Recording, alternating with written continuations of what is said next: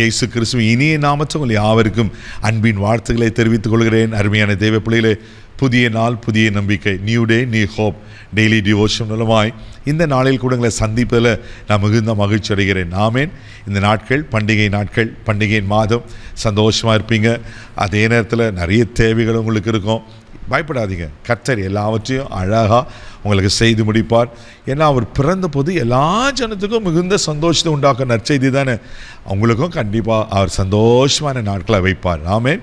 இன்றைக்கு கூட கர்த்தர் நமக்கு கொடுக்கிற வார்த்தை என்ன? லேவியராகும் புஸ்தகம் 19வது வசனத்தை கூட நான் வாசிக்க கேட்போம். பூமி தன் கனியை தரும், நீங்கள் திருப்தியாய் சாப்பிட்டு அதில் சுகமாய் குடியிருப்பீர்கள். ஆண்டவர் சொல்றாரு, பூமி தன் கனியை தருமா. தேவப்பிள்ளையில் அந்த பூமி என்றத்தில் உங்கள் பேரை போட்டுங்களுங்க. பல ஆண்ட்ரூஸ் தன்னுடைய கனியை அப்படின்னா பலனை, ஆசீர்வாதத்தை ஆமேன் தருவேன். ஹல்லேலூயா. தேவப்பிள்ளையில் பூமியை தன் கனியை தருமானா உங்களை என்னை படைத்த ஆண்டவர் நம்மளை ஆசீர்வாதமாக வைக்க மாட்டாரா? நம்மளை சாபத்துக்கு வைப்பாரா? தேவப்பிள்ளையில் ஒருவேளை குறைவில் வைப்பாரா? இல்லவே இல்லைங்க. நீங்கள் யார் தெரியுமா? ஆசீர்வதிக்கப்பட்டவர்கள். நீங்கள் யார் தெரியுமா? சிறந்திருக்கிறவர்கள். நீங்கள் யார் தெரியுமா? மேன்மையானவர்கள். நீங்கள் யார் தெரியுமா? ஆரோக்கியத்தோடு இருப்பவர்கள். நீங்கள் யார் தெரியுமா? செழிப்பாக இருப்பவர்கள்.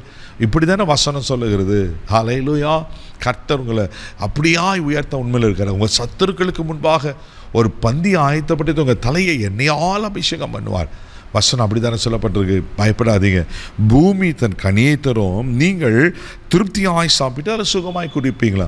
அப்போ பூமி கனியை தரும்போது அதை நம்ம சாப்பிட்டு திருப்தியாக இருப்பாங்களாம். தேவப்பிள்ளைகள் அப்படின்னா அது எதற்கு கம்பேர் பண்ணினா, அதினதின் காலத்தில் ஆண்டவர் உங்களுக்கு செய்ய வேண்டிய காரியங்களை, நீங்கள் உங்கள் வாழ்க்கையில் அனுபவிக்க வேண்டிய நன்மைகளை டெஃபினட்டாக ஆண்டவர் உங்களுக்கு கொடுப்பார். இன்னும் கொஞ்சம் எப்படி சொல்கிறேங்க, ஆவியான சொல்லுகிறத, உங்கள் வாழ்க்கையில் ஆண்டவர் என்ன தேவ திட்டத்தை வைத்திருக்கிறாரோ அந்த திட்டங்கள் உங்கள் வாழ்க்கையில் 100% நிறைவேறும்.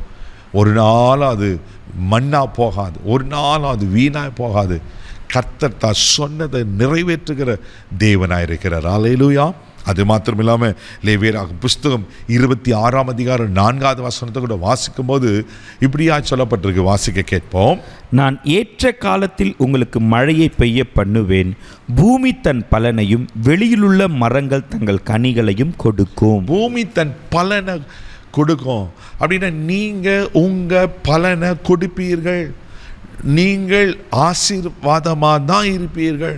கர்த்தர் உங்களை கொண்டு என்ன செய்யணும்னு நினைத்திருக்கிறாரோ, எப்படியெல்லாம் அவங்களை ஆசீர்வதிக்கணும்னு நினைத்திருக்கிறாரோ அந்த ஆசீர்வாதங்கள், அந்த பலன் 100% உண்டாகும். ஹல்லேலூயா. திருட வேலைனா, பிசாசு வேலை கொல்லும் அழிக்கும், திருடு தான் வரான். நானும் அவளுக்கு ஜீவனுக்காக பரிபூர்ணப்பட வந்து ஆண்டவர் சொன்னார் அல்லவா, யோவான் 10:10 வாசிக்கிறோமே.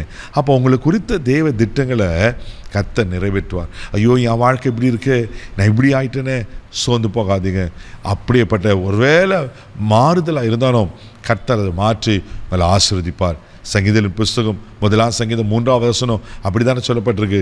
நீர் கால்களின் ஓரமாய் நடப்பட்டு தன் காலத்தில் தன் கனியை தந்து இலையுதிராதிருக்கிற மரத்தை போல் இருப்பான். அவன் செய்வதெல்லாம் வாய்க்கும்னு கர்த்தர் சொல்லியிருக்கிறாரு. அப்போ உங்கள் காலத்தில் நீங்கள் கனி கொடுக்க வேண்டிய காலங்களை அப்படின்னு உங்கள் படிப்பாகட்டும், உங்கள் வேலையாகட்டும், உங்கள் திருமணமாகட்டும், உங்கள் எதிர்கால வாழ்வாகட்டும், பிள்ளைகளாகட்டும், எதுவாக இருந்தாலும் எல்லாவற்றையும் அழகாய் நேர்த்தியாய் கர்த்தர் செய்து முடிப்பார். ஹல்லேலூயா. இல்லை ஒரு மாற்றம் இல்லை. பூமி தன் பலனை கொடுக்குறப்பல நீங்கள் உங்கள் பலனை கொடுப்பீங்க. நீங்கள் 4 பேருக்கு ஆசீர்வாதமாக தான் இருப்பீங்க, சாபமாக இருக்க மாட்டீங்க. தைரியமாக அதை நம்புங்க. ஆண்டவர் நிச்சயமாக செய்வார். கண்களை மூடி நம்ம ஜெபிக்கலாம். தகப்பனே, உமக்கு நன்றி சொல்லி உம்மை துதிக்கிறோம், உம்மை ஸ்தோத்திரம்ப்பா. ஆண்டவரே, பூமி தன் கனியை தரும் சொன்னது போல ஆண்டவரே உமக்கு ஸ்தோத்திரம். இவர்களும் எங்கள் பலனை, எங்கள் கனியை, எங்கள் ஆசீர்வாதத்தை தருவார்களாக என்ற இவளை கனி கொடுக்கிற மரமாக வைப்பீராக நான் ஜெபம் பண்ணுறேன்ப்பா. அப்பா உமக்கு நன்றி ஆண்டவரே. Thank you Lord. என்னென்ன எங்கள் வாழ்க்கையில் குறித்து நீங்கள் திட்டம் பண்ணி தீர்மானித்து ஆண்டவரே ஆமென் இவளை உயர்த்தி ஆண்டவரே கனப்படுத்தி ஆசீர்வதிப்பீராக நான் ஜெபம் பண்ணுறேன்ப்பா. எங்கள் வாழ்க்கையில் நீங்கள் செய்ய நினைத்தது ஒன்றும் தடைபடாதபடிக்கு அதினதின் காலத்தில் நேர்த்தியாய் நீங்கள் செய்து முடிக்கும்படியாய் ஜெபிக்கிறோம். நீங்கள் அப்படி செய்ய போகிறீங்க, அதுக்காக ஸ்தோத்திரம்ப்பா, ஸ்தோத்திரம். எல்லாம் தரித்திரங்கள் மாறட்டும். இந்த நாள் முழுதும் கரம் எடுத்து நடத்தும் தெய்வீக பாதுகாப்பு ஒப்பு கொடுங்க. இயேசுவின் மூலம் ஜெபக்கலும் பிதாவே, ஆமென். நீங்கள் உங்கள் கனியை கொடுப்பீங்க. தைரியமாக போங்க. God bless you.